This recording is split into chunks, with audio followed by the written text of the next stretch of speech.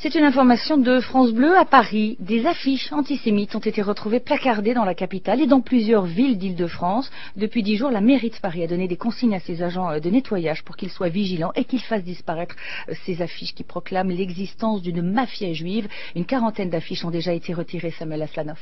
L'affiche est de taille moyenne, 40 sur 60 cm, et dessus un titre frappe les esprits, la mafia juive. En dessous, en lettres rouges, la liste des méfaits attribués à cette soi-disant mafia, raquettes, trafic d'armes, traite des blanches, etc. Le visuel est en fait la reprise de la couverture d'un livre édité il y a 2 ans par un militant d'extrême droite, un militant connu dans le milieu antisémite.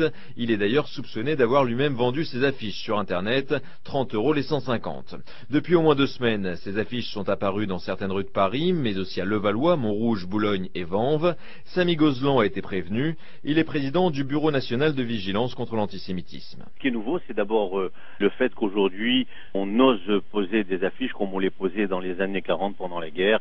Et le message également, c'est-à-dire qu'aujourd'hui, on ose dire des choses sans retenue, bien qu'elles soient en infraction avec nos règles, avec nos lois. Et le bureau de vigilance dit avoir porté plainte auprès du procureur de la République.